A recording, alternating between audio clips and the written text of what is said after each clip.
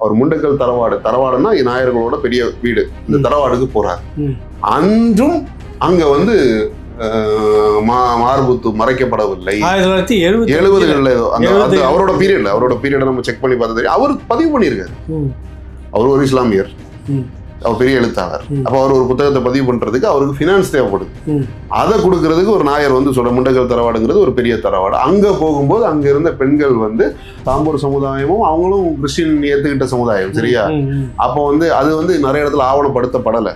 இப்ப நான் ஆவணப்படுத்ததை பத்தி இதை சொல்றேன்னா, நிறைய சாதிகள் ஒடுக்கப்பட்டு இவங்க ஏன் திருப்பி இவ்வளவு வரிக்கு எதிராக இவ்வளவு இதா பண்ணாங்க அப்படின்னு பெரிய நிறைய மக்கள் கூட்டம் கூட முடியும். அப்புறம் பொது அமைதி வந்து குலைக்கப்படுது நாயர் நாடார் சண்டையில. அப்ப நாயர்கள் ஒரு இடத்துல என்ன பண்றான் அப்படின்னா, சரி அவன் ட்ரெஸ் போட்டுறான், வளர்ந்துட்டு போறான், ஒண்ணு பண்ணுங்களேன், அதுக்கு ஒரு வரி போடுங்களேன் அப்படின்னு ஒரு கேஸ போடுறான். ஐயா வழின்னு ஒரு இது இருக்கு.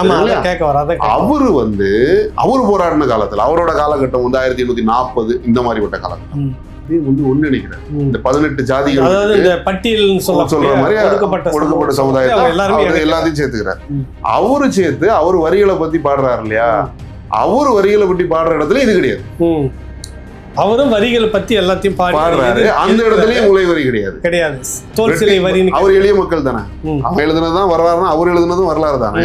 நீ சாதிக்காக பேசுற அப்படின்னு சொல்லி ஒரு பாயிண்ட்ல நான் என்ன சொல்றேன், சரிடா நான் சாதிக்காக பேசுறேன், ஏன் முகத்தை உடைச்சிடறேன் நீ, நான் வந்து ஒரு ஆதாரத்தை தூக்கிட்டு வந்து நீ பேசுறது அவ்வளவு பொய்யா, இது பொய்ன்னு சொல்லி அதை சொல்லாம சாதி ஏன் பேசுறேன். ஆமா, நான் என்ன சொல்றேன், நான் சொல்றது அவ்வளோத்தையும் நீ வந்து பொய்ன்னு சொல்லிடு. எப்படி வந்து ஜெயிச்சான் அதை பேசு. எவ்வளவு 42 வருஷம் போராட்டம்னா சாதாரண விஷயம் கிடையாது இல்லையா? அப்ப அதை பேசு. அந்த தோல்ச்சியில கலகம்னா என்னன்னு பேசு. அதுல யார் அடிச்சான்னு பேசு. யார் அடிச்சான்னு நீ ஏன் பேச மாட்டேங்க? மக்கள் போராட்டத்தை நீ எப்படி வந்து நீ என்ன சொல்றனா, முளைவரின்னு ஒண்ணு இருந்துச்சு, அதையே உன் பெண்கள் முளைவரி கெட்டணும்டா, அதையே இல்லன்னு மாத்தினவன் வெள்ளக்காரன் மதக்காரன்டா அப்படின்னு சொல்றான். அப்ப நம்ம என்ன சொல்றோம், இது நீ ஏன் போய் சொல்ற? இதான் நம்மளும் நம்புறோம். அதை கூட பரவாயில்ல, வெள்ளக்காரன் எது கல்வியை கொடுத்தான், உடைய கொடுத்தான், பொருளாதாரம் அது வரைக்கும் ஓகே, நான் ஒத்துக்கிறேன். நாங்க திராவிடர்கள் வந்து ஒண்ணுமே இல்லாம ஸ்டிக்கர் ஓட்டுறாங்கல்ல, நாங்க தான் வந்த பிற்பாடு தான் எங்களுக்கு இப்படிலாம் இருந்தது, நாங்கள் என்னைக்கு வந்ததோ வந்ததோ அதை நீங்க வந்து கேளுங்க. நீங்க சும்மா பாத்தீங்கன்னா எதுக்காக இவங்க பண்றாங்க அப்படின்னா,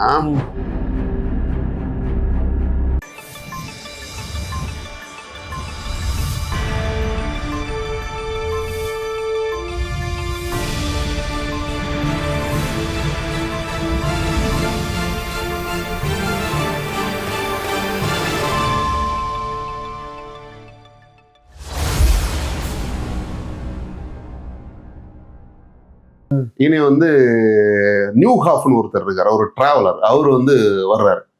அவர் வரும்போது அவர் படமே வரைஞ்சி வச்சிருக்காரு. அந்த ராணியோட பிறந்த ராணி யாருன்னா உமையம்மாள் ராணின்னு சொல்லுவாங்க. அவங்களோட உண்மையான பேர் வந்து அஸ்வதி திருநாள். அவங்கள பத்தி நான் நிறைய பதிவுகள் எழுதியிருக்கேன். அந்த ராணியை வந்து எனக்கு ரொம்ப பிடிக்கும். ஒரு பெண் அப்படிங்கிற விஷயத்துல எனக்கு ரொம்ப பிடிக்கும் அவங்க. அந்த ராணியை பத்தி இவங்க வந்து அந்த ராணியை பத்தி ஃபுல்லா ஹிஸ்டரி நான் படிச்சு வச்சிருக்கேன். அந்த ராணியை இவங்க சந்திக்கிறான். நியூஹாஃப் படம் வரைகிறான். அந்த ராணி அழகா இருக்காங்கன்னு படம் வரைகிறான். அவங்க இது பண்ணும்போது அவன் என்ன சொல்றான் அப்படின்னா, அவங்க வந்து அழகா இருந்தாங்க, இதா இருந்தாங்க, காது குத்தி இருந்தாங்க, இதெல்லாம் சொல்லிட்டு அவன் என்ன சொல்றான், மேல உடை அணியல, தோல்ல வந்து ஒரு துணியை போட்டிருந்தாங்க, சும்மா துண்டு போட்டு நகை போட்டிருந்தாங்க அப்படின்னு அவன் போட்டிருக்கான்.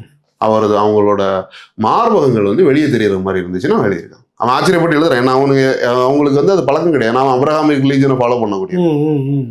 சரி, அவன் டிராவலரா வரக்கூடிய நியூஹாஃப்ங்கிறவன் அவன் எழுதுனது படம் வரைஞ்சது இருக்கு, அந்த படம் இருக்கு. இப்படி இதெல்லாம் சான்றுகளா? இனி வந்து நம்ம இவர் இருக்கார் இல்லையா, திப்பு சுல்தான். திப்பு சுல்தான் வந்து மலபார்ல வந்து முதல்ல என்ன பண்றான் அப்படின்னா, அட்டாக் பண்ணி மலபாருக்குள்ள வர்றான். அவன் திருவாங்கூருக்குள்ள வரவே இல்லை, சரியா? மலபாருக்குள்ள வர்றான். மலபாருக்குள்ள வரும்போது அவன் வந்து ஒரு லெட்டர் போடுறான். என்ன சொல்றான் அப்படின்னா, ஒழுங்கு முறையாத ட்ரெஸ் எல்லாம் மூடிக்கிட்டு ஒழுங்கா இருங்க அப்படின்றான். திப்பு சுல்தான் சொல்றான். உங்க ஊர்ல இந்த நாயர்களை பார்த்து சொல்றான், உங்க ஊர்ல இந்த ட்ரெஸ் போடாம சுத்துற பழக்கம் இருக்கு. ஏன்னா அவனுக்கு வந்து அது இது, அதாவது அவன் வந்து அவனும் ஒரு அப்ரஹாமிக் ரிலீஜன் தானே. இஸ்லாமிய மதத்திலையும் உடம்பு மறைக்கணும், பெண்கள் வந்து முகத்தை மட்டும் இதெல்லாம் மறைக்கணும் இல்லையா? அப்ப அவன் வந்து அவன் சொல்றான், நீங்க இப்படி நடக்கிறது சரியில்லை, உங்களோட பழக்க வழக்கம் சரியில்லை, இதை மாத்துங்க, இல்லைன்னா உங்களை நான் இது பண்ணுவேன்னா அவன் ஒரு லெட்டர் எழுதியிருக்கான். அது மலையாளத்துல இருக்கு. நாங்க வந்து அது இது பண்ண ஒரு புத்தகத்துல அப்படியே அவன் என்ன எழுதியிருக்கானோ அது அப்படியே இருக்கு.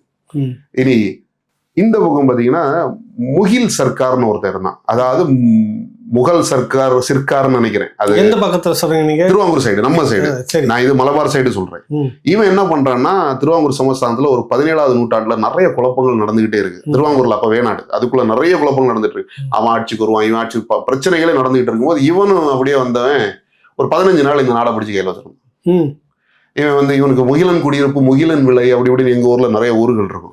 இது ஆக்சுவலா முகல் சிற்கார் அப்படிங்கறத முகிலன் நம்மால் தமிழாக்கப்பட்டாங்களா என்ன பண்ணாங்கன்னு தெரியல. இவன் வந்து ஒரு டிராவலர், அப்படியே வந்தவன். அதாவது இவன் வந்து ஒரு முகல் படையில இருந்து ஒரு தளபதியா இருந்திருக்கலாம், அவனை பத்தின பெரிய இதெல்லாம் இல்லை. வந்தவன் ஒரு 15 நாள் இந்த நாடை வந்து அவங்க குழப்பம் நடந்துட்டு இருக்கும். இவனு வந்து கையில வச்சிருந்தான், கொஞ்சம் பகுதிகளை கையில வச்சுக்கிட்டு இவனும் ஒரு அறிக்கை விட்டுருக்கான். என்ன அறிக்கை விட்டுருக்கான் அப்படின்னா, இது வந்து ட்ரெஸ் வந்து மேலாடை போடாம இருக்கீங்கன்னு சொல்லிட்டு இங்க இருக்கக்கூடிய முக்கியமான இதுல அவன் ஒரு இது விட்டுருக்கான். சாண்டாச்சா, இவ்வளவு சான்றுகள் வந்து என்னவா இருக்கு அப்படின்னா, இங்க வந்து சாதாரணமா மேல் மறைக்கிற பழக்கம், நகைகள் போட்டுக்கிறதோ இல்ல தோல்ல ஒரு துணியை போட்டுக்கிறதோ இதுதான் பழக்கம், இதுதான் வழக்கமா இருந்திருக்கு. படங்கள் இருக்கு. இது இது இந்த பெரிய சாதிகள் சொல்ல வரலாற்று பதிவுகளா மற்றபடி தோல் சிலை போராட்டம்ன்றது இப்படியாக அப்ப வந்து குறிப்பிட்ட ஒரு சமூகம், அதுவும் ஒடுக்கப்பட்ட, அதுவும் சாணர்கள் அந்த மாதிரி அவங்களுக்கு துணியை கட்டுறதுக்காகவோ இல்ல மார்பகத்தை மறைக்கிறதுக்காகவோ இல்ல மார்பகம் பெரிதாக இருந்தா அதுக்கேற்ற மாதிரி வரியா அப்படின்ற வரலாறு எங்கேயுமே கிடையாது. நடந்தது முழுக்க சூத்திரர்கள் தான் நடந்தது. ஆமா, அவங்க எல்லாரும் ட்ரெஸ் போடாம இருந்தாங்க, எங்கேயும் ட்ரெஸ் போட சொல்லி இது நடக்கல. ஆனா இதுல இது எப்படியெல்லாம் வரலாறா மாறுது அப்படின்னா, நான் வந்து இப்போ ட்ரெஸ் போட ஆரம்பிச்சு இது பண்ணி போராட்டம் நடந்தாச்சு. நான் இதுக்கு முன்னாடி உங்களுக்கு என்ன சான்று சொன்னேன், எங்கெல்லாம் ட்ரெஸ் இல்லாம இருந்ததுக்கு நான் சான்று சொல்லிட்டேன். அரசியல் போடாதது, நம்பூதிரி வீட்டு பெண்கள் போடாதது, இதுக்கெல்லாம் சான்று சொல்லிட்டேன். 75லயா 70களில் நம்ம இவரோட பீரியடு, அங்க மலையாளத்துல பிரபல எழுத்தாளர் ஒருத்தர் இருக்கார் இல்லையா, வைக்கம் முகமது பஷீர், அவரோட ஒரு புத்தகத்தை பதிப்பு பண்றதுக்காக அவர் முண்டக்கல் தரவாடுன்னா நாயர்களோட பெரிய வீடு, இந்த தரவாடுக்கு போறாரு. அன்றும் அங்க வந்து மார்புத்து மறைக்கப்படவில்லை. 70களில் அவரோட பீரியட் நம்ம செக் பண்ணி பார்த்தது, அவர் பதிவு பண்ணியிருக்காரு.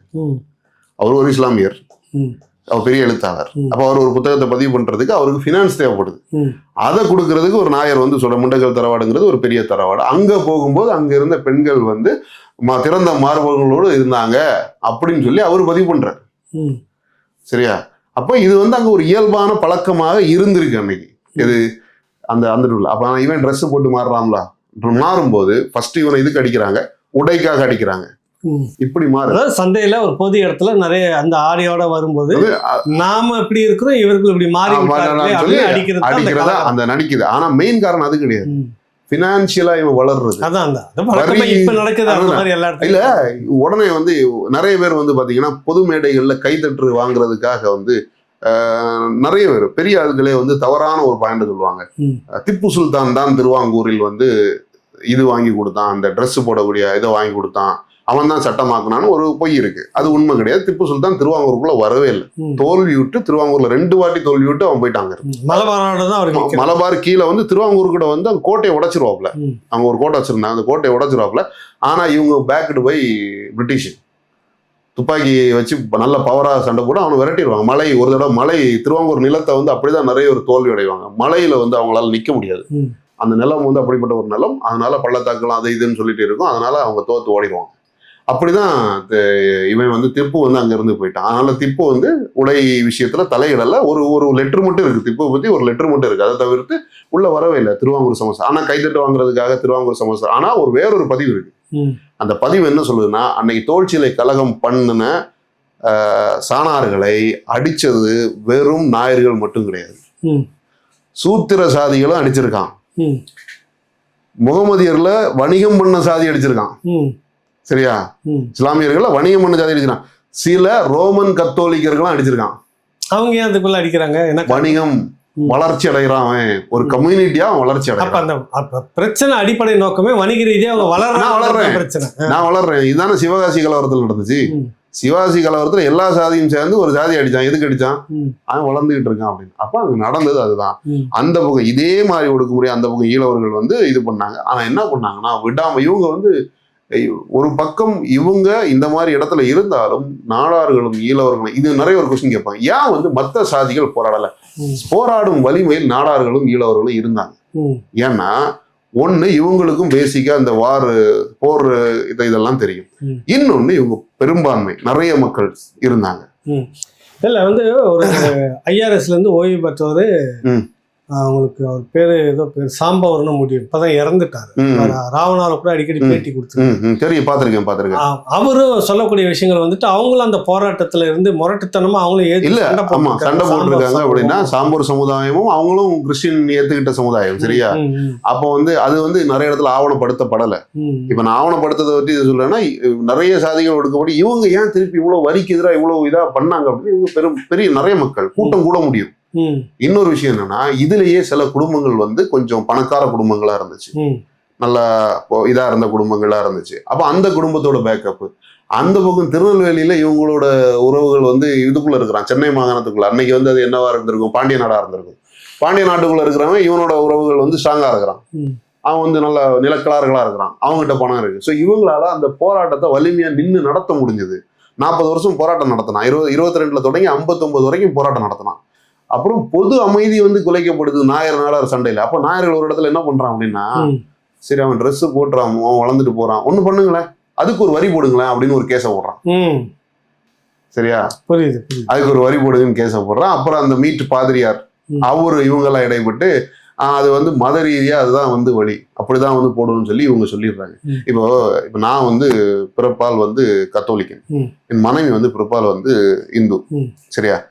எங்கள் குடும்பத்தில் நிறைய திருமணங்கள் அப்படி நடக்கும்.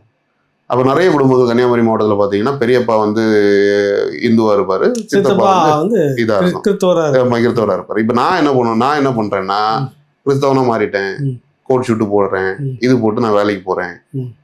என் சித்தப்பா பையன் பார்த்துக்கிட்டு இருப்பானா இல்லையா, அவன் போடுவானா இல்லையா? போடுவான். அவன் போடுவானா, அவனும் போட ஆரம்பிக்கிறான். அப்போ நீ இவன் கிறிஸ்டின் சொல்றான், அவனும் வந்து போடுறான் அப்படின்னு மாதிரி பிரச்சனை வரும். இப்படிதான் அந்த பிரச்சனை உடை ரீதியா மாறுது, உடைக்குள்ள வருது. அதுக்கு அவன் ஒரு இடத்துல போடுறான், கேஸ் போடுறான், பத்தனாபுரம் கோர்ட்ல ஒரு கேஸ் போடுறான். நீ வந்து அப்படின்னா உடை போடுறான்னா அவனுக்கு அதுக்கு வரி வாங்க அப்படின்னு போடுறான். ஏன் வந்து வரி ஏத்துதான் அந்த வழக்கு. அப்ப வழக்கு நடக்குது. அப்ப இவர் மீட் பாதிரியாரெல்லாம் இது பண்ணி அப்படிலாம் வரி போட முடியாது, அது அப்படியெல்லாம் போட முடியாது, இல்ல தள்ளுபடி ஆகுது அந்த கேஸ். அந்த கோர்ட்டு கேஸ் வந்து தள்ளுபடி ஆகுது. அதுவும் ஒரு புத்தகத்துல பதிவாகிருக்கு. ஸோ இவங்களால வந்து அடுத்து என்ன பண்றாங்கன்னா, இது வெறும் வாய் வழக்காவோ இப்படி நடக்கல, அப்பர் ஹேண்டா இருந்த நாயர்களை வந்து திருப்பி அடிச்சதுக்கு அங்க வந்து ஈழவர்கள்ல நிறைய ஆட்கள் இருந்தாங்க. அவங்க ஏன் அவங்க ஸ்ட்ராங்கா இருந்தாங்க, ஈழவர்கள்ல போர் வீரர்கள் கொஞ்சம் பேர் இருந்தாங்க, போருக்கு போன ஆட்கள். அது வந்து அதை பற்றி ஒரு படங்கள்ல திரைப்படத்துல எல்லாம் காணிச்சிருப்பாங்க. நிறைய குடும்பங்கள் வந்து போருக்கு போன அவன் வந்து ஈழவர்களுக்காக சப்போர்ட் பண்றாங்க. இந்த பக்கம் வந்து சாதாரண மக்களே வந்து என்ன பண்றாங்க, போராட்டம் பண்றாங்க. புலிப்பணம் இசக்கி மாடன்னு ஒரு கேரக்டர், அதை கூட நான் ஒரு எழுத்தாளர்கிட்ட சொன்னேன், அது ஒரு சூப்பர் நாவலா எடுத்தீங்கன்னா அது சினிமா மாதிரி எடுக்கலாம், அவ்வளவு அழகான கதை அப்படின்னு. அவரு வந்து நாயர்கள் அபிஷியல் அந்த இது பண்ண வந்தவங்களை, அந்த வரி இது பண்ணி கொடுமைப்படுத்த வந்தவங்கள பிடிச்சி கெட்டி தலையில பனையால விட்டு ஓட விட்டு அவர் அடிச்ச சம்பவம் இருக்கு. இது ஒரு சம்பவம் இருக்கு. கோட்டாறு மார்க்கெட்டு இன்னைக்கு நாகர்கோவில்ல இருக்கிறதுலே பெரிய மார்க்கெட்டு. இப்போ கோட்டாறுல அன்னைக்கு புயலை வண்டி இந்த மாதிரி பிசினஸ் எல்லாம் பெரிய ஆட்கள் பண்ணிட்டு இருந்துச்சு. அந்த இதை கைப்பற்றிட்டாங்க நாடார்கள். ஆள் வச்சு உள்ள இறங்கி அங்க இருந்த உயர் ஜாதிகளை அடிச்சு ஓட விட்டு அவங்க கைப்பற்றுறாங்க. இப்படிலாம் வந்து அது வந்து சும்மா நாங்க போய் கேட்டோம். நான் ரெண்டு விஷயத்த நான் இதுல என்ன சொல்றேன்னா, ஒண்ணு வந்து நம்ம இவங்க இருக்காங்க இல்லையா, யாரு இந்த பாதிரியார்கள் உதவி பண்ணாங்க, ஏன்னா அங்க வந்து கிறிஸ்தவர்கள் இருக்கிறாங்க, சரியா? இப்படி இருக்கும்போது வெறும் கிறிஸ்தவர்களுக்கு அவங்களை எழுதி கொடுத்து அப்படியே வாங்கி கொடுத்த மாதிரி ஒரு புத்தகம் இருக்கு. அப்படி கிடையாது. மக்கள் போராடி அடி இது பண்ணி சண்டை போட்டு கலவரங்கள் வெடிச்சு பொது அமைதி வளர்ச்சி இல்லை, பினான்சியல் இது பிரச்சனை ஆகுது அப்படின்னு ஒரு அரசாங்கம் முடிவு பண்ணி தான் அது என்ன ஆகுது, உங்களுக்கு வந்து விட்டு தொலைங்க, உங்களுக்கு வந்து அவங்க போட்டுக்கலாம் பாருங்க, டிஸ்டர்ப் பண்ணாத அப்படின்னு சொல்லிட்டு 1859 இந்த சட்டம் வருது. 1859 சட்டமா வருது. அவனுக்கு இது அப்படி இல்லை, இட சட்டம்லாம் 1819 வந்துட்டு அங்க இருந்து ட்ரிகர் ஆகுது. ஊழியத்துக்கு வரமாட்டான் இந்த பிரச்சனை எல்லாம் வந்துதான் அடுத்து 22 இருந்து 59 வரைக்கும் மாறி மாறி. எதுக்குன்னா இந்த ட்ரெஸ் பிரச்சனை வருது, இவனுக்கு இந்த பிரச்சனைகளுக்கு எதிராட்டு சண்டை போட்டு கடைசியில இவன் வந்து என்ன ஆக மாறிடுறான், அவனுக்கு வந்து நாடார்களை வந்து டிஸ்டர்ப் பண்ணாது, அவன் வந்து ட்ரெஸ் போட்டுப்பான் அப்படின்னு சொல்லி ஒரு சட்டம் வந்து 1860. அடுத்து வந்து அடுத்த 6 வருஷத்துல அதை காமிச்சு ஈழவர்கள் மிக வீரியமா போராட்டம் பண்றான், அவனுக்கும் வந்து கொடுத்துட்றான், எவனும் டிஸ்டர்ப் பண்ணக்கூடாது அப்படின்னு சொல்லி இது பண்ணிப்போம். இதுதான் நடந்த கதை. இதுல வந்து நம்ம கிரெடிட் இப்படி எல்லாம் எடுத்து தோல் சிலை கழகம் அப்படின்னு ஒண்ணு இது வரைக்கும் நடந்ததே இல்லை. இதான் தோல் சிலை கழகம். இதுதான் தோல் சிலை கழகம். நான் இப்ப சொன்னேன் இல்லையா, இந்த நாயர்களுக்கும் நாடாருக்கும் நடந்த சண்டை தான் தோல். உடையை வந்து பொதுவா போட்டு வரப்ப உடை போடக்கூடாதுன்னு ஒரு கழகம் நடக்குது. இதுக்கு எதிராக நடந்த போர் தான் அது. ஆனா நீங்க சொன்ன மாதிரி இந்த மார்க்கத்தை மறைக்கிறதுக்காக வரி கட்டுறது, அதை எதிர்த்து அது கிடையாது. சுத்தமா கிடையாது. வரிங்கிறதே கிடையாது. நான் தான் சொன்னேன். இப்போ நான் என்ன சொல்றேன், 54 என்னென்ன வரி போட்டாங்கன்னு நான் இப்ப உங்கள்கிட்ட சொன்னேன். அந்த ஜான் முன்ரோ காலத்துல வரி விலக்குனது என்னென்ன இருக்குன்னு சொல்லிட்டு நான் உங்ககிட்ட சொன்னேன். சரி, இது எல்லாமே சொல்லிட்டு வந்துட்டீங்க. இது இன்னொரு விஷயம் சொல்லிடுறேன். ஐயாவளின்னு ஒரு இது இருக்கு. அவரு வந்து அவரு போராடின காலத்துல அவரோட காலகட்டம் வந்து 1840 இந்த மாதிரிப்பட்ட காலகட்டம். அப்போ அவர் மிகப்பெரிய போராட்டத்தை எடுத்திருக்கிறார். ஆமா, அவரு வந்து என்ன பண்றாரு அப்படின்னா, அவர் வந்து எல்லா சமுதாயத்தையும் வந்து ஒன்றிணைக்கிறார். இந்த 18 ஜாதிகள், அதாவது இந்த பட்டியல் சொல்ற மாதிரி ஒடுக்கப்பட்ட சமுதாயத்தை எல்லாத்தையும் சேர்த்துக்கிறார். அவரு சேர்த்து அவரு வரிகளை பத்தி பாடுறாரு இல்லையா, அவரு வரிகளை பத்தி பாடுற இடத்துல இது கிடையாது. அவரும் வரிகளை பத்தி எல்லாத்தையும் பாடுறாரு. அந்த இடத்துலயும் முலை வரி கிடையாது. தோல் சிலை வரி. அவர் எளிய மக்கள் தானே, அவன் எழுதுனதுதான் வரலாறுனா அவர் எழுதுனதும் வரலாறு தானே. நம்ம அந்த வல்லான் உலகத்தை தான் வரலாறுன்னா இவர் எழுதுனது என்னது? இவரு வந்து சாதாரண ஆளு, இவர் வந்து ஒரு சாமியாக பார்க்கப்பட சாதாரண ஆளு, ஆனா மக்களுடைய மிகப்பெரிய செல்வாக்கு கொண்டவரா மாறினார் இல்லையா. இவரோட அகில திரட்டு அப்படியே இருக்கு. அதுல வந்து இந்த வரி இல்ல. அந்த வரி முலை வரி ஒரு வரி எதுவும் இல்லை. ஆனா ஒரு இடத்துல சொல்றாரு,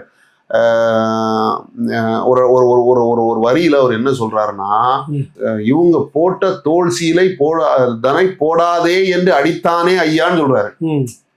அவர் என்ன சொல்றாரு, அந்த தொடக்கத்துல அவர் என்ன சொன்னார், சான்றோர் பெண்கள் நிதம் அணிந்த தோல் சீலை தன்னை தோல் நீங்க முன்னாடி சொன்ன ஒரு விஷயம், அது ஏற்கனவே நடந்தது. இந்த போடாதே என்று அவர் என்னென்ன கொடுமை நடந்துன்னு சொல்றாரு. அவர் நீசன்கள் இதெல்லாம் பண்ணுனாங்கன்னு சொல்லிட்டு வர்ற இடத்துல அவர் சொல்றாரு, இந்த பெண்கள் போட்ட அடித்தானே ஐயா அப்படின்னு சொல்றான். குடத்தை வந்து தலைக்கு மேல தூக்கணும், இடுப்புல குடத்தை சுமந்தாரு சொல்லி அடித்தானே ஐயான்னு சொல்றாரு. எப்படிலாம் அடிச்சான்னு சொல்றாரு. அவர் ஒரு இடத்துலயும் மார்பை அளந்து இது கேட்டான்னு அவர் எழுதல. சரியா, அவர் எங்கெங்க வரி இருக்குன்னு சொல்றாரு. ஏனிக்கு தாயம், இதுக்கு தாயம், பனைக்கு தாயம், பனையில ஏறக்கூடிய கயிறுக்கு தாயம், வரி, இது ஒன்னொன்னுக்கும் வரி இருக்குன்னு சொல்றாரு. எங்கேயுமே வரி சொல்ல இதுக்கு வரல. அப்ப நம்ம என்ன சொல்றோம்னா, ஒரு சமுதாயம் ஒரு 40 வருஷம், 22 இருந்து 59ங்கிறது வந்து ஒரு 40 சில்லற வருஷம், 47 வருஷம், 47 வருஷம் 1800ல 47 வருடம் ஒரு போராட்டத்தை நடத்துது. அதுக்கு பிரிட்டிஷ் மிஷினரி வந்து உதவி புரிகிறான். ஏன்னா அவன் வந்து கிறிஸ்டின்ல பாதி பேர் கிறிஸ்டினா இருக்கிறான்.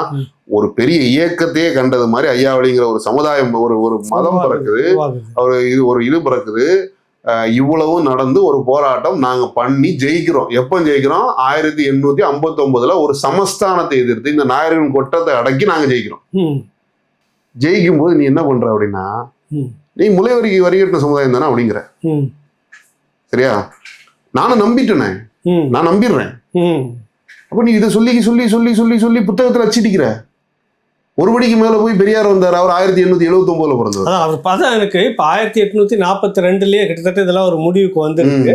வெற்றி பெற்றவர்கள் முடிஞ்சிருது, பினிஷிங் முடிச்சுட்டு இவங்க வேலையை பாக்குறாங்க. அவர் பிறக்கிறது 1879 தான் பிறக்கிறார். ஆமா. அப்ப இந்த இங்க இருக்கக்கூடிய அது யாரெல்லாம் இதை வந்து ஒரு முலைவரி கான்செப்டை எடுத்து பேசுறாங்க அப்படின்னா 3 பேர் பேசுவாங்க. ஒண்ணு வந்து திராவிடர்கள், இங்க அங்க வந்து இடதுசாரிகள், கம்யூனிஸ்ட் இடதுசாரிகள் அப்படிதான், அவங்க அப்படிதான் பேசுறாங்க. அவங்க இல்ல அவங்க எதுக்கு பேசுறாங்க அப்படின்னா, அது வந்து அவங்களுக்கு வந்து இந்த ஆண்டைகளுக்கு எதிரான ஒரு இது மனப்பான்மை. உங்களை வந்து ஈழவர்கள் உங்களை அப்படி வச்சிருந்தான் பாரு, இங்க இவன் தமிழர்கள்ட்ட சொல்றான் இல்லையா, உங்களை இவன் இப்படி வச்சிருந்தாங்கிற மாதிரி. அங்க அவன் வந்து ஈழவர்கள் எப்படி வச்சிருந்தான்னு சொல்றது அவங்க ஒரு இதை வச்சிருக்கான். இன்னொரு குரூப் இருக்கிறான். அவன் என்ன எழுதுவான்னா, டேய் நம்மளெல்லாம் இப்படி வச்சிருந்தான், நம்மளை வந்து இவன் தாண்டா காப்பாத்தினான், பிரிட்டிஷ் தாண்டா காப்பாத்தினான் அப்படின்னு சொல்லுவான். அதாவது வெள்ளைக்காரன் வந்து படிப்பை கொடுத்தான், உனக்கு அதை கொடுத்தான், அதனால தாண்டா நீ வந்து அதுல பொய் கிடையாது. நான் என்ன சொல்றேன்னா, மக்கள் போராட்டத்தை நீ எப்படி வந்து நீ என்ன சொல்றேன்னா, முலைவரின்னு ஒண்ணு இருந்துச்சு, அதையே உன் பெண்கள் முலைவரி கட்டணும்டா, அதையே இல்லன்னு மாத்தினவன் வெள்ளைக்காரன் மதக்காரன்டா அப்படின்னு சொல்றான். அப்ப நம்ம என்ன சொல்றோம், இது நீ ஏன் போய் சொல்ற? இதான் நம்மளும் நம்புறோம். அதை கூட பரவாயில்ல, வெள்ளக்காரன் ஏதோ கல்வியை கொடுத்தான், உடையை கொடுத்தான், அது பொருளாதார அது வரைக்கும் ஓகே, நான் ஒத்துக்கிறேன். நாங்க திராவிடர்கள் வந்து ஒண்ணுமே இல்லாம ஸ்டிக்கர் ஒட்டுறாங்கல்ல, நாங்க தான் வந்த பிற்பாடு தான் இங்க இப்படிலாம் இருந்தது. நாங்க என்னைக்கு வந்ததோ வந்ததோ அதை நீங்க வந்து கேளுங்க. நீங்க சும்மா பாத்தீங்கன்னா எதுக்காக இவங்க பண்றாங்க அப்படின்னா, இது வந்து ஒரு அவங்களுக்கு சூத்திரர்களை பொறுத்தவரைக்கும், திராவிடர்கள்ல வந்து சூத்திர ஜாதிகள் தான் பெரும்பான்மை. அவங்களை பொறுத்த வரைக்கும் அது வந்து பிரமணிகளுக்கு எதிரான ஒரு ஆயுதம். அது என்னெல்லாம் ஆயுதம், பிராமணர்களுக்கு எதிரான ஒரு ஆயுதம், அது என்னெல்லாம் ஆயுதத்தை எடுக்க முடியுமோ, என்ன பொய் புரட்டுகள் எடுக்க முடியுமோ எல்லாத்தையும் அவங்க எடுப்பாங்க. நான் என்ன சொல்றேன், என்ன ஒடுக்குனதே சூத்திர ஜாதிகள் அப்படிதான் நல்லா ஆழ்ந்து படிச்சீங்கன்னா இருக்கு. அந்த காலகட்டத்தில் பார்த்தீங்கன்னா பார்ப்பன சமூகத்தில் நிறைய பேர் பட்டியல் சமூகத்துக்கிட்ட இறங்கி களப்பணி செய்து அந்த சமூகத்திலேருந்தே ஒடுக்கப்பட்டு, ஆனாலும் அதை செய்து முடித்து கல்வி சாலைகள் வைத்து கொடுத்துருக்காங்க. பெரிய சமூக நிலைக்கு உயர்த்திருக்கிறாங்க பட்டியல் சமூகத்து அட்டவணை பிரிவினர்களை. பல பேரில் பல பிராமணர்கள் நடந்திருக்குது. இந்த சூத்திரர்கள்னு ஒரு இடம் கூட வந்து செய்யவே இல்லை. ஆனால் ஒடுக்குனது முழுக்க அவனை தான் ஒடுக்கி இருக்கிறான். பேசுறதுக்கு இவங்களும் இந்த ஒடுக்கப்பட்ட சமூகத்தையும் சேர்ந்துக்கிட்டு நம்ம எல்லாம் சேர்ந்து பிராமணன் எடுத்துக்கணும் ஒரு அரசியல் இங்க ஓடுது. இப்ப என்னன்னா, இவன் வந்து நான் வந்து என்ன சொல்றேன், நாயர்கள் சூத்திரர்கள். அவன் என்னன்னா, நான் வளர்ச்சி அடையும் போது என்ன அடிக்கிறான், என்ன வளர்ச்சி அடையும் போது நான் திருப்பி அடிக்கிறேன். நான் வந்து என் பாட்டுக்கு உட்காந்துட்டு அழுதுட்டு இருக்கல, நான் திருப்பி அடிக்கிறேன். என்கிட்ட திருப்பி அடிக்கிறதுக்கான வலிமை இருந்துச்சு, காரணம் இருந்துச்சு, நான் திருப்பி அடிக்கிறேன். நான் 47 வருஷம் திருப்பி அடிச்சு நான் என்ன பண்றேன், ஜெயிக்கிறேன். ஜெயிச்சு ஒரு ரூல் வாங்குறேன், அவனை டிஸ்டர்ப் பண்ணக்கூடாது. அவனுக்கு பிடிச்ச மாதிரி அவன் இந்த உடைய போடுவான். அவன் கிறிஸ்தவனா இருந்தாலும் சரி, யாரா இருந்தாலும் சரி, அவன் இந்த உணையை போடுவான்னு சொல்லிட்டு நாங்க ஒரு தீர்ப்பை வாங்கிடுறோம். ஈழவர்கள் தீர்ப்பு வாங்கிடுறோம். நீ இன்னைக்கு வந்துட்டு உன்னோட குடும்பத்துல நங்கேலின்னு ஒரு பொண்ணு இருந்தா தெரியுமா, எங்கடா இருந்தா, சிதைச்சு விட்டாங்க தெரியுமா, இப்படி நீ ஒரு புது வரலாறு எழுதுற, நீ புதுசா கதை எழுதுற, உனக்கு ஓட்டுக்காகவும் இந்த வரலாறு எழுதுற. இப்ப இதை நம்ம வந்து நான் நம்பிடுறேன். நம்ம அதுக்கப்புறம் வாசிக்க ஆரம்பிச்சு இல்ல இப்படி இல்ல அப்படின்னா நம்ம வந்து இன்னும் இவ்வளவு ஆதாரம் வச்சிருக்கோம். நம்ம என்ன சொல்றோம் அப்படின்னா, என்கிட்ட இவ்வளவு ஆதாரம் இருக்கு. என்னோட ஒரு பதிவுல நான் என்னோட முகநூல்ல தோல்ச்சியலை கழகம் 1, 2, 3, 4 அப்படின்னு சொல்லி போட்டு ஒரு பதிவுகளுக்கும் கீழே முந்தின பதிவோட லிங்கை போட்டு நான் எழுதியிருப்பேன். இதுக்கு முன்னாடி தம்பி ஹிம்லரோட ஒரு இதுல வந்து 1 மணி நேரம் நான் பேசியிருக்கேன் இதை பத்தி. இது எல்லாத்தையும் நம்ம ஆதாரத்தோட பேசணும். இது எல்லாத்தையும் காட்டிட்டு இந்த வடிவேல் படத்துல ஊத்தப்பம் சொல்றது மாதிரி நீ சாதிக்காக பேசுற அப்படின்னு சொல்லி ஒரு பாயிண்ட்ல முடியும். நான் என்ன சொல்றேன், சரிடா நான் சாதிக்காக பேசுறேன், ஏன் முகத்தை உடைச்சிடறேன் நீ, நான் வந்து ஒரு ஆதாரத்தை தூக்கிட்டு வந்து நீ பேசுறது அவ்வளவு பொய்யா, இது பொய்ன்னு சொல்லிடு. அதை சொல்லாம பேசுறேன். ஆமா, நான் என்ன சொல்லி நான் சொல்றது அவ்வளோத்தையும் நீ வந்து பொய்ன்னு சொல்லிடு. நான் சொல்றது அவ்வளோத்தையும் நீ இப்படி மூஞ்சிக்கு நேரம் வந்து இன்னும் இருக்கு புத்தகம். நான் இவ்வளவு ஆதாரம் வச்சிருக்கேன்டா, இவ்வளவு வாசிருக்கேன். நான் இது வந்து கிட்டத்தட்ட என்னோட 2 வருஷம் வாசிப்பே இதை சுத்தி நான் வாசிருக்கேன். ஆயிரக்கணக்கான பக்கங்கள் வாசிருக்கேன். அவ்வளோ, ஏன்னா இதுக்கு புக்கு கிடையாது. இதுக்கு புக் எழுதியிருக்கும், அதுல சார்பு இருக்கும், மத சார்பு இருக்கும், இல்லைன்னாக்கி ஒரு சாதிய சார்பு இருக்கும். நான் இந்த சார்புகளை வச்சு வரலாறு முடிவு பண்ண முடியாது. அப்போ நான் ஆவணங்களை தேடுறேன். இப்படி தேடி நான் வந்து ஊருக்கு வந்தா போயிட்டுருவான்றதுல போய் உட்காந்து அவன் அங்க இதை என்ன அப்படி இருக்கா, இது பண்ணிருக்கேன். இதே மாதிரி நம்மள மாதிரி தேடல் உள்ள சகோதரர்கள் நிறைய பேர் இருக்காங்க. இவங்களை பிடிச்சி பேசுறது, இதை பேசுறது மணிக்கூர் கணக்குல இதை பத்தி நான் பேசியிருக்கேன். அப்ப நான் வந்து ஒரு முடிவுக்கு வர்றேன். கேரளால ஒரு அமைப்பு இருக்கு, இது வைகுண்ட சாமிகளோட ஒரு அமைப்பு ஒன்று இருக்கு. அந்த அமைப்பு வந்து ஒரு கட்டத்தில் அவன் டென்ஷன் ஆகி அவன் ஒரு இது பண்ணியிருக்கான். அவன் வந்து ஒரு ரிசர்ச் அகாடமி எல்லாம் வச்சிருக்கிறான், ட்ராண்டத்துல வந்து இது பண்ணி செயல்பட்டுக்கிட்டு இருக்கான். அவன் வந்து என்ன பண்றான் அப்படின்னா ஒரு அறிவிப்பு விடுறான். அவன் என்ன அறிவிப்பு விடுறான்னா, 1 கோடி ரூபா தரேன், 1 கோடி ரூபா தரேன், நீ வந்து சான்று எடுத்துட்டு வான்றான். இது வரைக்கும் யாரும் சான்று சொல்லு, நான் சொல்லியிருக்கேன். ஏன்னா இவங்களுக்கு கமெண்ட் பண்ணி என்னால வந்து ஒரு கட்டத்துல நான் என்ன சொல்லிட்டேன் அப்படின்னா, நான் சம்பாதிச்சது இவ்வளவு நாள், நான் சம்பாதிச்சது என் வீடு நிலம்லாம் இருக்கு, வித்தா 1 கோடி ரூபாய் விற்க முடியும், நான் ஒண்ணு பண்றேன், நீ வந்து ஆதாரத்தை கொடுத்துட்டு அதை வாங்கிட்டு. வேற நிறைய பேர் இப்படி வந்து சொல்லியிருக்காங்க. நான் என்ன சொல்றேன், நீ வந்து என்ன சாதியவாதின்னு சொல்லு, எனக்கு ஆதாரத்தை கொடுத்துட்டு நீ என்ன சொல்லு, நான் ஏத்துக்கிட்டு போயிட்டே இருக்கிறேன், சொத்து வாங்கிக்க அப்படின்னு சொல்றேன். இது வரைக்கும் ஆதாரம் கிடையாது. இப்ப நம்ம என்ன சொல்றோம், தோல்ச்சியில நாடார்கள் ஒடுக்கப்பட்டார்களா, ஆமா ஒடுக்கப்பட்டாங்க, இதை நான் ஏத்துக்கிறேன். தோல்ச்சியிலை கழகம் நடந்துச்சா, நடந்துச்சு, அதையும் நான் அது எப்படி நடந்துச்சு, ஏன் நடந்துச்சு, இதெல்லாம் நடத்துக்கிறேன். நாடார்களுக்கு வந்து இவங்க கல்வி கொடுத்தாங்களா, ஏத்துக்கிறேன், நான் இதை ஏத்துக்கிறேன், இது எல்லாத்தையும் ஏத்துக்கிறேன். நான் என்ன சொல்றேன்னா, என்னோட 42 வருஷ போராட்டம் வந்து ஒரு ஃபார்முலா. சிவாஜி கலவரத்தில் நடந்த இது வந்து ஒரு ஃபார்முலா. அவன் ஏன் அவனால போராட முடிஞ்சது, அவனால எப்படி இதை ஜெயிக்க முடிஞ்சுன்னு படி, அதை பேசு. நீ சும்மா வந்து நீ உடனே நம்ம ஏதாவது பேசிட்டே வந்தோன்னா உடனே சொல்லிடுவான்.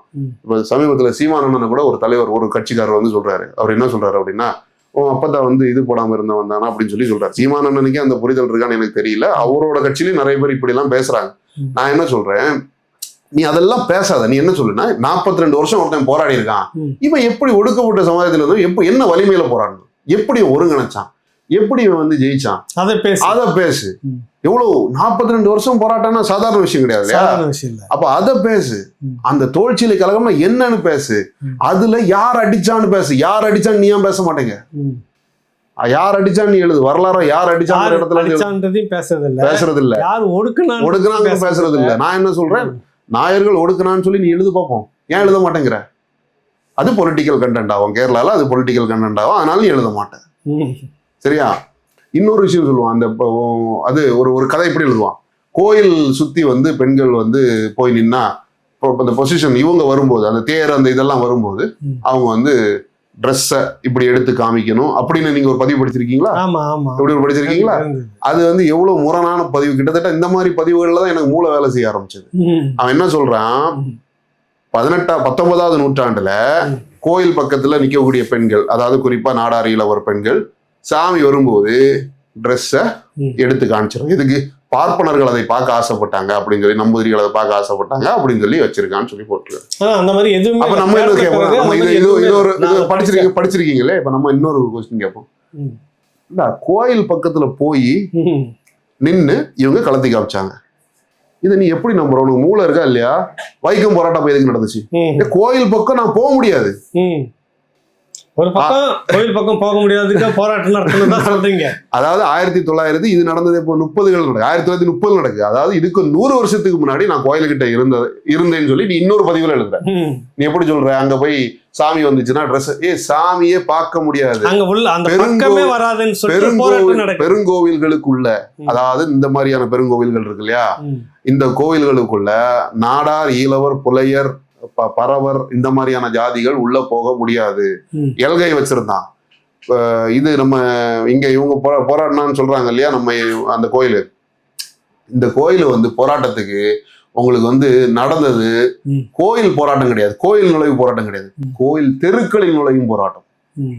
வைக்கத்துல நடந்து கோயில் தெருக்களில் நுழைவு இல்லை. அது வெற்றியான்னு கேட்டா அது ஒரு தோல்விகரமான போராட்டம். அதாவது வெற்றிகரமான தோல்வி போராட்டம்னு சொல்லுவாங்களே, அந்த மாதிரி. எப்படின்னா, தெருவு கொடுக்கல, இன்னொரு வாசல் ஏற்படுத்தினான். புரியுதா உங்களுக்கு? அதுதான் தீர்வாச்சு. கடைசியா அதுதான் தீர்வாச்சு. அப்படிப்பட்ட, அதாவது அந்த அதுக்கு நூற்றாண்டு விழா கொண்டாடிட்டு இருக்கிறோம். அந்த போராட்டத்தை குழப்பி விட்டாங்க, அது வேற விஷயம். இப்ப வந்து இந்த இப்படி வந்து நீ என்ன எழுதுற, ஒரு பக்கம் இவன் வந்து ட்ரெஸ் போட முடியாதுன்னு எழுதுற, அதே நீ சொல்ற என்ன கோயிலுக்குள்ள கூட்டிட்டு போகணும், எப்படி கான்ட்ரோவர்சி ஆகுது இல்லையா? இந்த மாதிரி தான் இவங்க வந்து என்ன பண்ணாங்கன்னா, நேரத்துக்கு ஏற்றது மாதிரி எழுதிக்கிட்டே இருப்பாங்க. இந்த டாபிக்களை எடுத்து பேசுறாங்க இல்லையா, இல்ல இருக்கு அப்படின்னு பேசினா நான் என்ன சொல்லுவேன் அப்படின்னா, வாங்க உட்காந்து பேசுவோம். 2 மணி நேரம் 3 மணி நேரம் ஒரு நாள் முழுசா உட்காந்து பேசுவோம். நான் இவ்வளவு புத்தகம் வச்சிருக்கிறேன், இங்க இருந்து அண்டர்லைன் பண்ணி எடுத்து வச்சிருக்கிறேன். நான் எடுத்து நீங்க கொண்டு வாங்க, நான் எடுத்தாரு, 2 பேரும் உட்கார்ந்து உரையாடுவோம். நான் எங்க வந்து எந்தெந்த ஜாதிகள் வந்து நாடார்களையும் ஈழவர்களையும் ஒடுக்குனாங்க, எப்படி ஒடுக்குனாங்க, இந்த கலகம் எங்க ஸ்டார்ட் ஆச்சுது அப்படிங்கிறதுக்கு முழு தொகுக்கப்பட்ட புத்தகமா இல்ல. ஆனா இங்கிருந்து நான் வந்து என்ன பண்ணிருக்கேன், வாசித்து எடுத்து வச்சிருக்கிறேன். இந்த வாசிப்பு, அதுக்கான பின் காரணம், எந்தெந்த சாமியார்கள் இதுக்காக உதவி பண்ணாங்க, அது ஏன் வந்து வரலாற்றுல ஏன் இந்த சில சொல்லுவாங்க இல்லையா, இந்த வரலாறு வகுத்ததே வரலாறு அப்படின்னு. அப்படி கிடையாது திருவாங்கூரை பொறுத்த வரைக்கும். ஏன்னா பாதிரிகள் எல்லாத்தையும் எழுதி வச்சிருந்தான். பாதிரி டைரி எல்லாம் எழுதி வச்சிருந்தான். அதாவது எப்படின்னா, ஒரு பாதிரியர், எங்க ஊர் பக்கத்துல ஒரு ஊர் இருக்கு, லீபுரன்னு சொல்லுவாங்க, அங்க வந்து 2 பாதிரியை தூக்கி போட்டு அடிச்சிடறான் உயர் ஜாதிகாரன், வெள்ளக்காரன் அடிச்சா எவ்வளவு பெரிய சம்பவம். வெள்ளக்காரன் போய் கேஸ் போடுறான், அவனுக்கு எதுவுமே நடக்கல, 5 ரூபா ஃபைன் தான் போட்டாங்க அடிச்சவனுக்கு, ஏன்னா அவன் உயர் ஜாதிக்காரன். இதுதான் வந்து அந்த விஷயமும் பதிவாயிருக்கு. இந்த பாதிரி இளமை துடுக்கோட அவர் எப்படி அவன் உள்ள விடாம விட்டுருவான்னு சொல்லி அவரு போக, அதை உயர் சாதிகாரங்க அவரை அடிக்க, அவரு போய் கேஸ் போட, அது உயர் மதுரை மெட்ராஸ் கோர்ட்டுக்கெல்லாம் வந்து இதெல்லாம் நடந்திருக்கு. இதெல்லாம் பதிவாயிருக்கு 1822 23 இதெல்லாம் பதிவாயிருக்கு. அப்ப இந்த சிதைக்கப்பட்ட முலையும் நங்கேலி கதையும் இது ஏன் பதிக்கப்படலை அப்படின்னு கேட்டீங்கன்னா, நங்கேலிக்கு இன்னைக்கு ஒரு படம் இருக்கு இல்லையா, அந்த படமே வந்து ஒரு 25 வருஷத்துக்கு 20 வருஷத்துக்கு முன்னாடி வந்ததுதான். அந்த படம் முழு உருவ படமே வரையப்பட்டது. ஒரு பேர் வந்து ஒரு நல்ல ஒரு ஓவியர், ரவி ஏதோ ஒரு ஓவியர், அவர் வந்து வரைஞ்ச படம் தான். அங்க ஈழவர்களோட ஒரு கம்யூனிட்டி, பெரிய கம்யூனிட்டி, அதோட ஓட்டு பேங்கிங்காக இந்த வரலாறு அடிக்கடி எடுத்து பேசுவான் அப்படின்னா, அப்படி அவன் எடுத்து பேசுவான். இதுல இவன் இப்படி எடுத்து பேசுவான். பிரபல வரலாற்று ஆய்வாளர்கள்னு சொல்லிட்டு இதுல இருக்கிறாங்க. அதுல வந்து நிறைய பேர் வந்து நாயர்கள் தான். இவங்க கேரளாவோட பிரிக்கிறது மறைக்கிறது இல்ல கேரளாவோட வரலாறை சுத்தமா எழுதின நிறைய பேர் வந்து பாத்தீங்கன்னா நாயர் கம்யூனிட்டியில உள்ளவங்க தான். சமீபத்துல கூட நிறைய புத்தகங்கள்னா சுத்தமா எழுதுன்னு நான் சொல்றது எப்படின்னா சும்மா அப்படி போனார் இப்படி போனார்ல, துல்லியமாக இந்த பாயிண்ட்களை எடுத்து அவங்க எழுதுவாங்க. அதுல அவங்களோட பாயிண்ட்களை நமக்கு முரண் இருக்கு. நான் கேரளா வரலாறு சுத்தமா படிச்சிருக்கேன். அப்ப எனக்கு வந்து அதுல முரண் அங்கங்க இருக்கு. அவங்க தான் என்ன செய்யறாங்க அப்படின்னா முதல்ல முளைவரின்னு ஒரு கான்செப்ட் இல்லைங்கிற விஷயத்த அவங்க பேச ஆரம்பிக்கிறாங்க. அப்ப அவங்கள நோக்கி என்ன வச்சானுங்க தெரியுமா, நீ நாயர்ல அதனால நீ வந்து உன் சாதிக்கு வந்து பிரச்சனை வந்துடக்கூடாது, நீ பேசுறன்னு சொல்லி அவங்க வந்து அப்படி மாத்தினாங்க. எல்லா வரலாற்று ஆய்வாளர்களும் என்ன சொல்றாங்க அப்படின்னா அப்படி ஒரு சம்பவம் நடக்கல அப்படின்னு. நீங்க சும்மா இன்னைக்கு இருக்கக்கூடிய ஏஐ இருக்குல்ல, இன்னைக்கு ஏஐ எல்லாம் போய் கேளுங்க, முளைவரின்னு ஒண்ணு இருந்துச்சு, அதுக்கு ஏதாவது ஒரு ஆவணத்தை ஒன்னால தர முடியுமான்னு கேட்டா அது என்ன சொல்லுவோம் அப்படின்னா, அதுக்கு நீங்க நிறைய கீவேர்டு போட்டு கேட்கணும். பேசிக்கிட்டே வரும்போது அது கடைசியில் சொல்லுவோம் அது எதுக்கு பயன்படுத்தினாங்க அப்படின்னா பிராமண எதிர்ப்புக்காக பயன்படுத்தப்பட்ட ஒரு இது அப்படின்னு சொல்லி அது முடிச்சிடும். நான் என்ன சொல்றேன், அந்த இதுல வந்து அந்த முளைவரிங்கிற விஷயத்தை விட்டுக்கிட்டு தோல்சீலை கழகம் ஏன் நடந்தது, எப்படி நடந்தது, யார் ஒடுக்குனா அவங்கள திருப்பி அடிச்சது யாரு, எப்படி இந்த சமுதாயம் வளர்ந்துச்சு, அந்த பக்கம் ஈழவர் சமுதாயம் எப்படி வளர்ந்துச்சு, இன்னைக்கு அவன் வந்து சிஎம்மா இருக்கிறான், ஓகே, இங்க வந்து இந்த சமுதாயம் வந்து இந்த மாதிரி வளர்ந்து நிக்குது, இவன் எப்படி வளர்ந்தான் அப்படிங்கிறத நீ வந்து படி. அதை விட்டுட்டு அவனை பார்த்து நான் போராடி ஜெயிச்சவன் என்கிட்ட வந்து நீ எப்படி இருந்தியாமே, உங்க அப்பாத்தாக்கு வந்து ட்ரெஸ் போட முடியாதாமே அப்படின்னு சொல்றது எவ்வளவு முட்டாள்தனம். இதைதான் நம்ம வந்து தொடர்ச்சியா நிறைய விடயங்கள் நம்ம விவாதிப்போம். இது ஒரு பெரிய சர்ச்சைக்குள்ள விடயம், ரொம்ப நீண்ட நெடிய காலமா நீடிச்சுட்டு இருக்கு. இதுக்கு ஒரு முற்றுப்புள்ளி வைக்கும் விதமான கருத்து பதிவு வந்து சொல்லியிருக்கீங்க. இதன் மீதான வர விவாதங்களை தொடர்ந்து நம்ம பேசுவோம். நன்றி, வணக்கம். நன்றி, ரொம்ப நன்றி.